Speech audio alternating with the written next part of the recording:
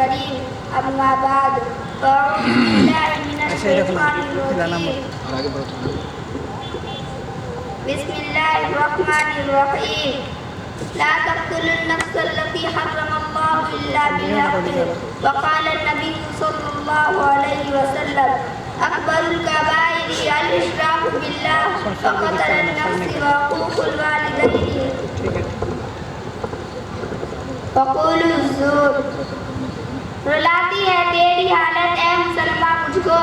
رلاتی ہے تیری حالت اے مسلمان مجھ کو کہ عبرت خیز ہے تیرا فسانہ سب فسانوں میں برادران ملت